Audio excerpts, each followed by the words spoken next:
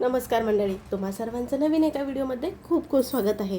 आता तुम्ही म्हणाल तांदूळ चणा डाळ एकत्र भिजवून कुठली रेसिपी, पण ही रेसिपी अगदी झटपट होणार आहे. ह्याच्यामध्ये इनो सोडा कशाचाच वापर केलेला नाही. शिवाय एकदा केलात ना तर तुम्हाला पुन्हा करायला सांगते. चला मग ही नेमकी रेसिपी कशी केली पाहूयात. सुरुवातीला बघा, एक भांडे घेतलं आणि इथं अर्धी वाटी घेतलेले आहेत, ते म्हणजे हरभरे. बरेच जण चणे सुद्धा म्हणतात. तर अर्धी वाटी इतके चणे घेतलेत आणि त्याच वाटीने एक वाटी इतकं तांदूळ घेतलाय. कुठलाही तांदूळ घेऊ शकता, फक्त इंद्रायणी तांदूळ तुम्ही सोडून घ्या. जुना असणारे घ्या, अगदी रेशनिंगचा घेतला तरी सुद्धा चालेल. आता काय करायचं, ह्याच्यामध्ये पाणी घालून अगदी 2 ते 3 पाण्याने ना चोळून धुवून घ्यायचं आहे बघा. वेगवेगळे भिजत घातला तरी चालेल किंवा असे एकत्र भिजत घातला तरी चालेल, कारण आपण एकत्रच नंतर वाटणार आहोत. आता हे चांगले धुवून झाले की भिजण्या इतपत पाणी घालायचं, ह्याच्यावरती झाकण ठेवूयात आणि 4 ते 5 तास असंच ठेवायचं आहे. आता बरोबर इथं ना मी 4 तासानंतर पाहताय बघा, मस्त इथं चणे सुद्धा आपले फुललेले आहेत, म्हणजे भिजलेत चांगले. तुमच्याकडे वेळ कमी असेल तर गरम पाण्यामध्ये भिजत घातलात अगदी 2 तासासाठी तरी सुद्धा चांगले भिजले जातात. तर आज आपण इथं ना चणे आणि हे तांदूळ भिजत घालून कुरकुरीत डोसे आणि एक पिझ्झाचा प्रकार तुम्हाला दाखवणार आहे. मग तुम्हाला जर सकाळी नाश्ता करायचा असेल, मग रात्री झोपण्यापूर्वी तांदूळ चणे हे भिजत घालू शकता बरं का. आता काय केलंय, चणे आणि तांदूळ ना ह्या मिक्सर जारमध्ये काढून घेतलेत आणि वाटून घेऊयात. थोडंसं पाणी घालावं लागणार आहे बरं का. अगदी भिजवलेलं पाणी घातलात तरी सुद्धा चालेल. जमेल ती इतकं बारीक वाटून घ्यायचं आहे बरं का. अगदी जास्त पातळ करायचं नाही, थोडं थोडं पाणी घालूनच बारीक वाटून घ्यायचं आहे बघा. मस्त एकसारखं बारीक झालंय. आता काय करूयात, जसं वाटेल ना तसं दुसऱ्या एका मोठ्या भांड्यामध्ये ना काढून घेऊयात. छोटं मिक्सरचं जार वापरा बघा शक्यतो करून, कारण ह्याच्यामध्ये ना एकदम बारीक जसं पाहिजे तसं होतं बघा, एकदम बारीक पेस्ट. म्हणून इथं छोटं मिक्सरचं जार वापरलंय. आता सर्व जे हरभरा आणि जे आपले तांदूळ भिजवलेले होते ते वाटून घेतलेत. तुम्हाला जर ह्याच्यामध्ये ना रवा घालायचा असेल तर रवा सुद्धा वापरू शकता. म्हणजे फक्त चणे भिजवलेले असतील, मग चणे वाटून घ्या आणि त्याच्यामध्ये अर्धी वाटी रवा घातला तरी सुद्धा चालेल. पण इथं तांदूळ घातल्यामुळे रवा मी वापरलेला नाही. आता थोडं थोडं करून पाणी घालायचं, कारण हे खूप घट्ट आहे. आपण डोसे करणार आहोत, डोसे पसरले जाणार नाहीत, पण अंदाज घेत पाणी घालायचं आहे. अगदी जास्त पातळ करायचं नाही बघा, जरा घट्टच ठेवायचं आहे. एकूण पाणी किती लागलं तुम्हाला मी पुढे सांगतेच. आता ह्याच्यावरती झाकण ठेवून असंच ठेवूयात एक 10 मिनिटासाठी. तोपर्यंत का नाही आपण ह्या नाश्त्यासोबत खाल्ली जाणारी पटकन अशी चटणी करून घेऊयात. नेहमी आपण खोबऱ्याची चटणी करतो बघा, ओल्या खोबऱ्याची. आता इथं आपण का नाही कांदा आणि टॅमॅटोची चटणी करून घेऊयात. तर गॅसवरती पॅन ठेवलाय, 2 उभे पातळ चिरलेला कांदा घातलाय आणि थोडीशी तेलाची धार सोडून घेतली. कांदा हलका आपला परतून झाला नरम की एक टॅमॅटो मोठा लाल बुंद होता बघा, तो घालून घेतला आणि चांगलं परतून घेऊयात. चटणी अति जास्त प्रमाणामध्ये करायची असेल तर आणखीन एक टॅमॅटो वापरावर का. टॅमॅटो वापरल्यामुळे ही चटणी छान मस्त चवीला लागते. थोडंसं असं मीठ घातलंय आणि हे चांगलं ना असं परतून घेतलंय बघा. मीठ घातल्यामुळे का नाही कांदा टॅमॅटो नरम होतं म्हणून. 4 लसणाच्या पाकळ्या घातल्यात आणि एक पाववाटी इतकं फुटाणे डाळ घातले. फुटाणे डाळीच्या ऐवजी भाजलेले शेंगदाणे त्याच्यावरचे साल काढून जरी घातलात ना तरी सुद्धा चालेल. आणि हे सर्व एकदा असं मिसळून घेऊयात. मस्त हे चटणीसाठी आपलं तयार झालं. पूर्णपणे थंड करून घ्यायचं आहे आणि मिक्सर जारमध्ये काढून घेऊयात. अगदी तुम्ही ह्याच्यामध्ये हिरवी मिरची वापरू शकता, पण आता आपण ही कांदा टॅमॅटोची चटणी करत असल्यामुळे का नाही ह्याच्यामध्ये ही तर मी लाल मिरची वापरणार आहे. अगदी 10 मिनिटं अगोदर भिजत ठेवली होती पाण्यामध्ये बरं का. वेळ नसेल तुमच्याकडे तर गरम पाण्यामध्ये भिजत घातलात ना तर लगेच भिजले जाते. थोडंसं चवीसाठी मीठ घालायचं, कारण अगोदर सुद्धा मीठ घातलं, त्याच्यामुळे आता जरा जपूनच मीठ घालायचं. आता बघा ह्याच्यामध्ये थोडंसंच पाणी घातलं होतं बरं का चटणी वाटण्यासाठी, आणि मस्त जशी तुम्हाला बारीक चटणी हवी तशी वाटून घ्यायची. आता इथं आपली ही चटणी वाटून तयार झाली. आता दुसऱ्या एका भांड्यामध्ये काढून घेऊयात. ह्याच्यामध्ये कोथिंबीर वगैरे घालायची नाही बरं का, नाही तर चटणीचा रंग ना बदलला जातो. म्हणून ही चटणी जरा घट्ट आहे ना, म्हणून थोडंसंच पाणी घालून हे हलवून घेतले बघा. आणि थोडीशीच ही चटणी बाजूला काढून घेऊयात. पुढे कशासाठी वापरायची तुम्हाला सांगते. अगदी 2 ते 3 चमचे इतकी चटणी बाजूला वाटीमध्ये काढली. आणि आता इथं जास्त जी चटणी आहे ना त्याला ना आपण फोडणी देणार आहोत.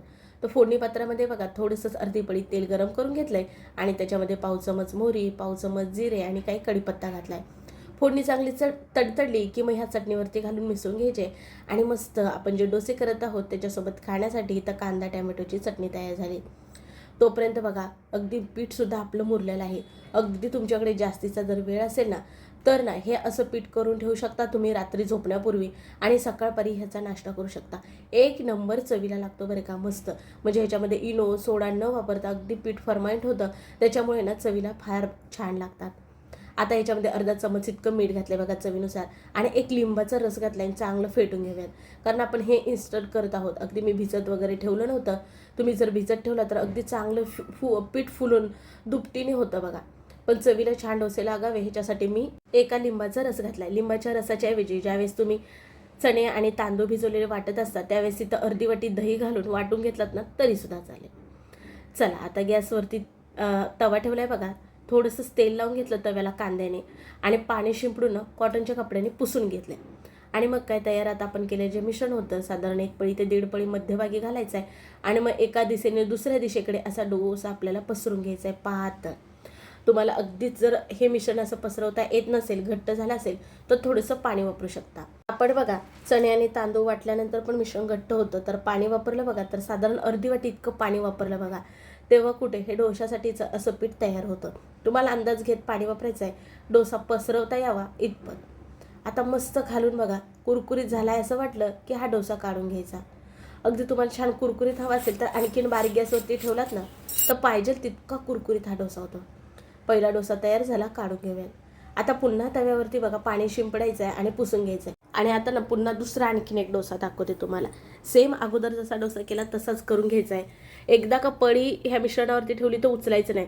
पूर्ण डोस्याचा शेवट करूनच डोश्याची पळी ही उचलायची आहे. म्हणजे छान एकसारखा असा आपला डोसा होतो. वरून इथं थोडंसंच मी तेल घातलेलं आहे आणि पावभाजी मसाला घातला आहे. अगदी तुमच्याकडे कुठला मसाला आणखीन असेल तो घातलात तरीसुद्धा चालेल. अगदी शेंगदाण्याची चटणी वगैरे ते जवसाई चटणी ह्याच्यावरती भुरभुरलात तरीसुद्धा अतिउत्तम. आता जिथे मी तेलाचा वापर केला तिथं तुम्ही बटर वापरू शकता, तूप वापरू शकता आणि मस्त डोसा तयार झाला. आता म्हणजे असा डोसा केला तर काय होतं माहिती आहे का, ह्याच्यासोबत खाण्यासाठी कुठलीच चटणी करावी लागत नाही. हा डोसा असाच खायला छान लागतो बघा. आता बाजूला ठेवूयात. गॅसवरती पॅन ठेवला आहे. थोडंसंच ना त्याच्यामध्ये बटर घातलं आहे. बटर आपलं चांगलं मेल्ट झालं की ह्याच्यामध्ये काही थोड्या भाज्या घालून घेऊयात बघा. म्हणजे इथं ना थोड्या भाज्या मी चिरून घेतल्यात अगोदरच. कांदा, टॅमॅटो, सिमला मिरची आणि गाजर घेतलेला आहे. आता तुम्हाला आणखीन ह्याच्यामध्ये कुठली भाजी वापरायची असेल तर वापरू शकता किंवा ह्याच्यामधली कुठली भाजी नसेल वापरायची नसेल वापरला तरी चालेल. ह्याच्यामध्ये ना तुम्ही पनीरसुद्धा किसून घालू शकता. सध्या माझ्याकडे नव्हतं पनीर म्हणून नाही घातलं. भाज्या थोड्याशा परतून घेऊयात आणि थोडंसंच मीठ घातलं आहे भाज्या नरम होतील म्हणून आणि चांगल्या परतून घेऊयात. बारीक गॅस ठेवायचं नाही बरं का, नाहीतर भाज्यांमधलं पाणी सुटलं जातं. ओलसर भाज्या करायच्या नाहीत, अगदी कोरड्या कोरड्या भाज्या करायच्या आहेत. आता ह्याच्यामध्ये थोडंसंच ऑर्गेनो घातलं आहे आणि चिली फ्लेक्स घातले बघा आणि चांगल्या पुन्हा भाज्या परतून घेतल्यात. हलक्या नरम झालेल्या तुम्हाला दिसत असतील बघा. बाकी ह्याच्यामध्ये दुसरा कुठलाच मसाला घालायचा नाही. आता ह्या भाज्या परतून झाल्या, खाली काढून आपण थंड व्हायला ठेवूयात. पुन्हा बघा पॅन ठेवला आहे, त्याच्यामध्ये थोडंसं बटर घातलं आहे आणि आता आपण जे केलेलं चणा डाळ आणि तांदळाचं मिश्रण होतं ना ते घालून घेऊयात. साधारण इथं 2 पळी इतकं घातलं आहे बघा. अगदी जास्त घालायचं नाही कारण हे जर जाड झालं तर भाजायला वेळ लागतो ना म्हणून. आणि ह्याच्यावरती झाकण ठेवूयात साधारण 1-2 मिनटासाठी. 2 मिनटानंतर झाकण काढलं बघा. गॅस बारीक ठेवला होता आणि आता पलटी करून घेऊयात. मस्त खाल्ली बाजू इथं भाजले बघा, ती वर करायची आणि वरल्या बाजूला बघा आपण तयारी केलेली जी कांदा टॅमॅटोची चटणी होती ना ज्याला की आपण फोडणी दिली नव्हती तर हिथं ना तुम्हाला ती चटणी लावून घ्यायची आहे जेणेकरून आपण हिथं आता हा पिझ्झा करत आहोत तो ना चवीला छान लागेल. आणि आता आपण ज्या भाज्या परतून घेतल्या ना त्या इथं भाज्या डिशमध्ये ना मी काढून घेतल्यात म्हणजे कशा लवकर त्या थंड होतील म्हणून. आणि ह्या भाज्या बघा अशा सगळीकडे पसरून घ्यायच्या आणि सर्वांच्याच आवडीचं ते म्हणजे चीज भरभरून असं चीज खिसून घ्यायचं बघा ह्याच्यावरती. जर तुम्ही चटणी केली नसेल तर मग तिथं तुमच्याकडे जर पिझ्झा सॉस असेल तर पिझ्झा सॉस लावला, टॅमॅटो केचप लावला किंवा मेयोनीज लावला तरीसुद्धा चालेल. बघा चीज भरपूर असं खिसून घेतलं आणि पुन्हा वर थोडंसं चिली फ्लेक्स आणि ऑर्गेनो घालून घेतला आणि ह्याच्यावरती झाकण ठेवूयात आणि बारीक गॅसवरती साधारण 1-2 ते 3 मिनटं आपण शिजून घेणार आहोत. आता 1-2 ते 3 मिनटानंतर पहा हिथं आपलं चीज तुम्हाला मेल्ट झाल्या दिसत असतील. ह्याच्या कडा सुटल्यात आणि लालसर झाल्यात म्हणजे खालून सुद्धा आपला पिझ्झा भाजलाय समजायचं. आता गॅस बंद करून ना खाली काढून घेऊयात आणि कापून घेऊयात. बघा मुलांना पिझ्झा म्हटलं की फार आवडतो. मग बाहेरचा अनहेल्दी मैद्याचा पिझ्झा कशाला द्यायचा. घरच्या घरी जर तुम्ही असा पौष्टिक पिझ्झा दिला तर मुलं आवडीने खातील. तसं तर ह्याच्या अगोदर मी वेगवेगळ्या प्रकारचे पिझ्झाचे व्हिडिओ तुमच्यासोबत शेअर केलेलेच आहेत. बटाट्याचा पिझ्झा, मूग डाळीचा बेस करून पिझ्झा केला आपण, त्याचबरोबर गव्हाच्या पिठाचा पिझ्झा, असे वेगवेगळे व्हिडिओ आपल्या चॅनलवरती अपलोड आहेतच बरं का, पाहायला विसरू नका. यामध्ये आपण बेकिंग पावडर, सोडा किंवा इनो ह्या कशाचाच वापर केला नाही. अतिशय पौष्टिक असा हा पिझ्झाचा प्रकार पाहिला. नक्की तुम्ही सुद्धा करू ना. तुमच्या घरी आवडला का मला कमेंटमध्ये नक्की कळवा. आज 2 प्रकार दाखवले तुम्हाला. त्याचबरोबर हा डोसासुद्धा दाखवला चणा डाळ आणि तांदळाचा. हा सुद्धा तुम्ही नक्की करून बघू शकता. नेहमी नाश्त्याला काय बनवायचं सुचत नसेल तर नक्की बनवा, खूप छान लागतो. चला मग व्हिडिओ आवडल्यास पटकन एक लाईक करा, व्हिडिओ शेअर करा आणि असेच नवनवीन व्हिडिओ पाहण्यासाठी आवर्जून आपल्या चॅनलला सबस्क्राईब करा. पुन्हा भेटू अशा छान व्हिडिओसोबत. तोपर्यंत बाय बाय.